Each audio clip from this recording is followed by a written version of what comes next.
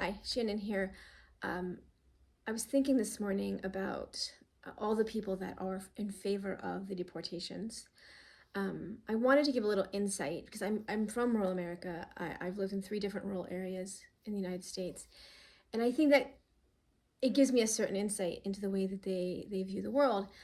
So I thought I would share that with you. And I apologize now because I'm going to use the actual words that they use, because I don't think it has the same meaning if I try to use a different term for what they actually said.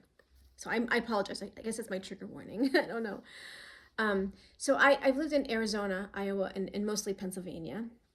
I don't live in any of those places now.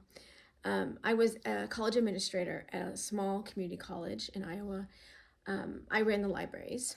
Um, and so at one of my libraries, I had a staff member who was probably in her 60s, and she would say things, and I never quite. You want to give people the benefit of the doubt, right? You don't want to think that they're racist. But growing up in Pennsylvania, like I know that people are racist, and I'll get to that in a second. But I want to start with her because it was just so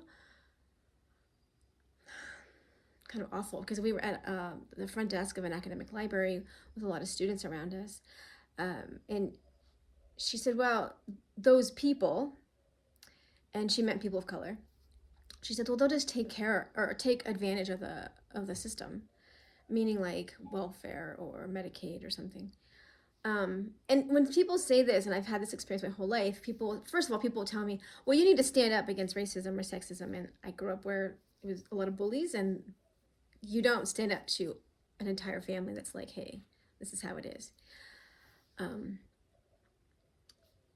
and so I said something like, well, I don't think I'm gonna academic library front desk.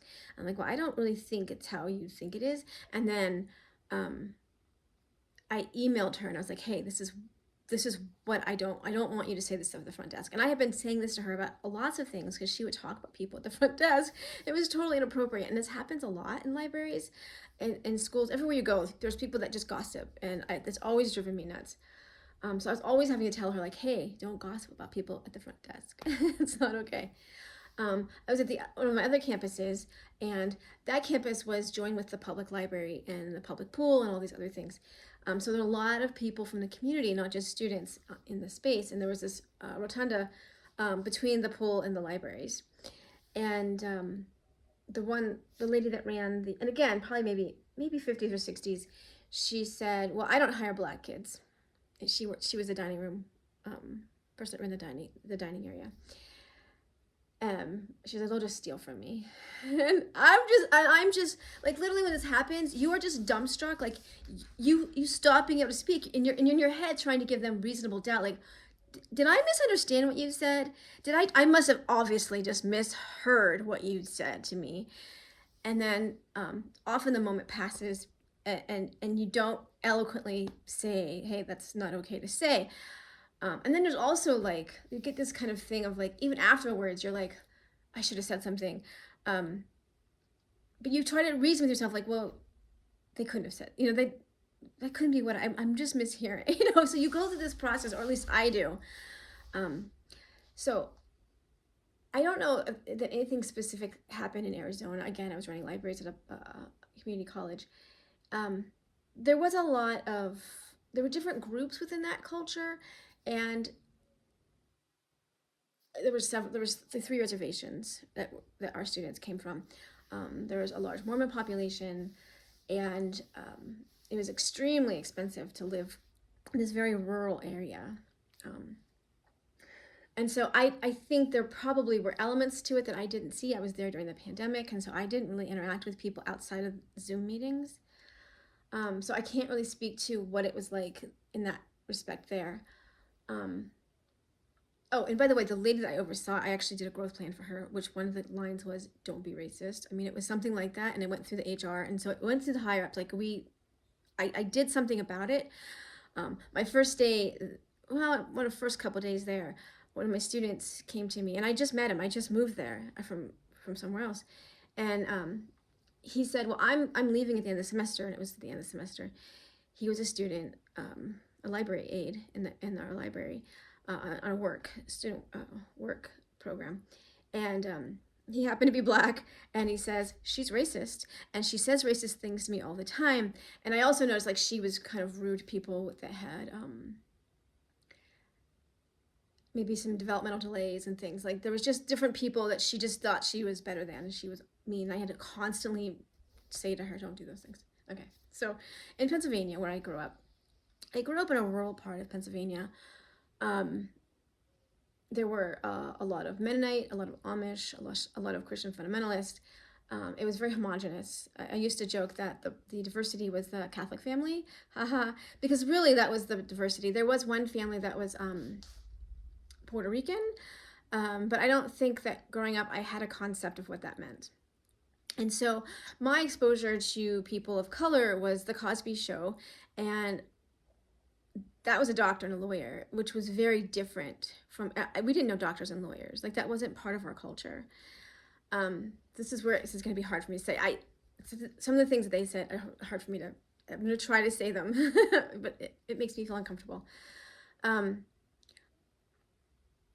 I was a little girl, and it wasn't just racism, when I was a little girl, one of my first memories was my dad saying, he's a farmer and he worked 3 different jobs: factory, construction, and steel mill. And all those things things closed down, so he would get another job. And he ran the farm as well.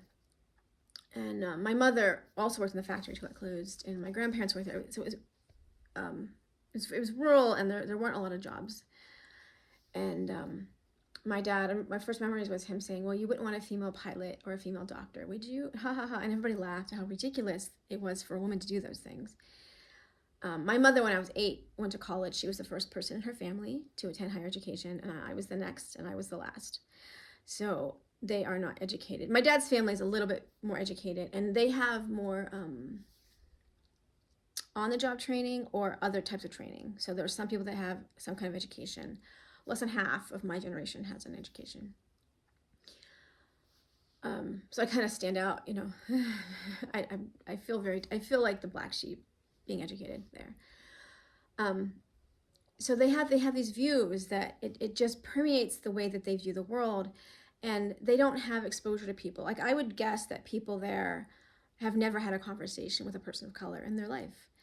And I suppose they've had a doctor from India, or they've, maybe some worked as a cashier somewhere. So, there's been something that's been true for them.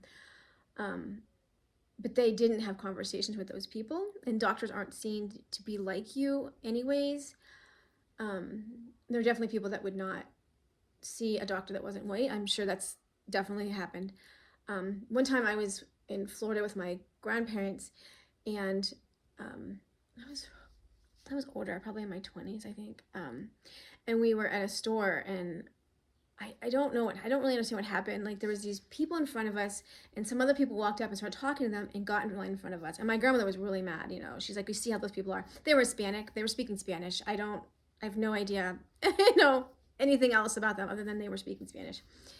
But I had the same kind of experience when I was 18. I had a little girl, and her father was like my best friend, and I was really. He didn't seem different than other people. Like he was just somebody that I knew, and we were friends, and we had a little girl. She's all grown up now. But I remember him trying to convince me that, so he had a story about how he'd been at a mall, kind of like what my grandmother's story about being in that store. You see how they are? That's what he did too. And so this was probably like a couple years before that happened. He said, well, I was in the mall, and there was these black kids, and they threw chairs at these old white people, and you see how they are? See, like they have these like anecdotal things that maybe happened to them or didn't happen to them, happened to somebody else. And they're like, you see how they are? It's really common. My dad, when I was in my 20s, that person didn't last with me. He said to me, don't bring one of them home. And like, I didn't ask him what he meant. I mean, like, I knew without knowing, I guess. I'm leading up to something. Some of the other things they said. They just had this, and that kind of stuff would happen all the time. Like when we invaded Iraq the second time, I was my other grandmother's house, and my cousin was in the army, and I remember him. He's this big army guy, real, and he's like, well, we got to go bomb I'm so sorry. We got to go bomb the towel heads, you know. And I remember just like my step cousin and I, we literally, he's a big guy too, and we literally backed out of the room. We're like, I don't think we should invade there, you know, like, but like, I don't know how you confront that because there's a whole bunch of them, and there's like, and I'm like 5'1", I'm little, I don't, you know, like, and they're all big guys. What am I gonna say to them? What am I gonna do? And they were bullies, and I didn't know that at the time. I understand that now. Um, but you would hear these kinds of things all the time about women or about people of color. Um, and I'm not defending them. I'm just saying that they don't have experience with people that are not white and Christian. Like that's it. And so for them, it's synonymous to say Christian with good person. Like those are synonyms to them. Um, when I said that to the lady in Iowa, she was like, oh, gasp, I am a good God-fearing woman. Like there's this I can't explain the mentality any better than that. I know maybe I need to work on it more and more understand it better for myself. And so I've heard all those kinds of things my whole life, and they would use the N word. Okay, I'm gonna try to say it. It's N rigging. I can't do it. I'm so sorry.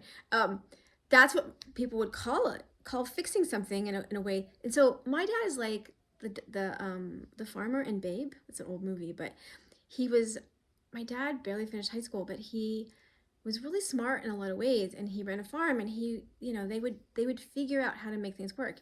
He would change his own brakes on his car. He'd fix his tractor. He would inseminate his own cows. He gave his cows IVs when they were sick. Like he did everything. He just knew. He built his own house. He built his barn. He built everything with his own hands, right? He put the plumbing and electrical in. He had a friend who had some background in that, and they put it in together. So they live in a house. They built that from the ground up. He laid the cement. Every step of that he did himself. And I was there. I was like 13. And then over the years we did a lot of construction. Like he's not a dumb guy. He's a smart guy. So I don't want you to think that they're just ignorant. I guess in a way it is ignorance. Like they don't know. They don't have that exposure. And there are more and more people of color moving into, like especially Hispanic families that are moving into rural areas, and it's actually saving the rural areas, but the people there, they don't really understand that. They just feel like there's invaders coming in, and I think some of the people there are okay with it and some are not. Okay, I have to get this story. I'm so sorry. The same grandmother, the Florida story, I have an uncle, and he's been married several times, and one of his wives was a white woman, but she had been married to a black guy, and she had a couple kids, and those kids had kids. And you would hear all kinds of weird things. I don't know. This is just the one thing that really stuck out with me. I'm having trouble. I just don't want to say it. My grandmother liked that lady, and she liked her kids. Like she didn't like dislike them. Right, but one day, I remember hearing her. I was younger at the time, so I don't know if I was maybe a teenager or something. I'm not even sure how old I was. She called those little kids nigglets, and I don't even like. What the hell is? I'd never heard anyone else say that. And my grandmother was not a bad person. I mean, like she was always grumpy. You know, she was that kind of person. She was always grumpy, but like. My grandparents would have given you the shirt off your back. I used to say that, you know, they would give this shirt off your back, but you know, maybe if you were a person of color, they wouldn't be as giving. I had a student living there. I worked at a major university, but it was a small campus, and I said this in a different video. I think he was studying to be a doctor, and his family, he had doctors in his family, I think, but he had grown up in New Jersey. But he happened to be born in Pakistan, and I think he came here when he was like 4. And I would tell him, so he would be there, and it was very white community. It was a college campus, so it was more diverse there. He came from, a bigger city, so he was living in this little town. But I used to tell him, like, I don't think you're safe to walk alone at night. And he's like, dude, I'm from Jersey, like. And I'm like, no, you don't understand. No, you don't understand. I think that 9 out of 10 people there would never, ever hurt somebody. But it's that one person that I would worry about, you know, because they all have guns, and a lot of them have military training, and sometimes they have really bizarre ideas about the world. I like one of my neighbors, he was a prepper before prepping was cool. You know, like they just, I say that as I have beans stocked up in my garage. I totally get that. But anyways, I just think that those experiences, I understand those people in a way that like maybe you can't from outside of that area, of those areas. They, I think they have good hearts and they're well-meaning, and I used to think they had good morals. They just were kind of clueless. The last couple of years, I'm having trouble continuing to believe that. But I think, like I said, with the deportations and the prison in El Salvador, I don't think that they're aware. They don't watch television. If they do, it's Fox, and Fox News just isn't really news, and it's propaganda, and it teaches them the wrong thing. So they're probably okay with the tariffs. They're like, oh yeah, it's fine. And they don't understand that they really don't know that it's a tax on them. You know, they don't. My husband, he always says, you know, my family's of kind of the earth, kind of really, they're just simple folk that they've worked hard their whole life. And if you told them that they had privilege of some kind, they would be really confused. Like, because they're like, yeah, my dad bought this farm and I put every penny, and I've worked 2 jobs to make it be what it is. They have worked really hard. You know, I think it's hard to tell people that live in like in a trailer with a hole in the roof that's because it's caving in, that have to get food at the food bank and that work 2 jobs. It's hard to tell that person that they have privilege, because that feels really disingenuous. But they're completely unaware of systemic racism. But again, I want to say, like, they don't know anyone of color. They don't have that experience. It just isn't there, and they will believe Fox News when they tell them stuff because they don't have anyone to tell them otherwise. And I know that people of color do not want to educate those people. Like, I get it. Like, I wouldn't want to. I'm sick of telling people why I should be treated a certain way because I'm a woman. Like, I get it. I don't want to either. Like, it's like, shut up and quit saying racist and sexist things in front of me. Because I have been treated differently because I'm a girl. I just have. And I've done a lot to prove myself to them, I guess. I don't know that I probably was on a subconscious level. It's frustrating. It's annoying. But that, I think, is the real problem, is that they just have no exposure. They have no understanding. They have different lives that, like, there's a lot in common. Growing up there, I often feel like I've mentioned this in a video before, like, if I'm out and I'm around people, like the dental hygienist, she was Hispanic, and like we both joked about how like we didn't go to the dentist as kids, you know, like, because that's not part of the culture, right? And I think there's a lot of overlap between rural white culture and any other culture that has elements of poverty. Like, there's just, and I said this before, like after the Civil War, during Reconstruction, we had the closest to equality we've ever had. But it was stripped away because the rich whites convinced the poor whites that they had more in common than the poor white people had with the recently freed people. And they believed them. And today they're still believing them. And I think that the person we should be angry at, and I'm not saying I'm not angry with people for what they think or what they voted for, but I think the people to be angry at are the ones that are telling them what to think. So that's my thing today. I hope you all have a safe weekend and try to keep yourself grounded and not lose your mind.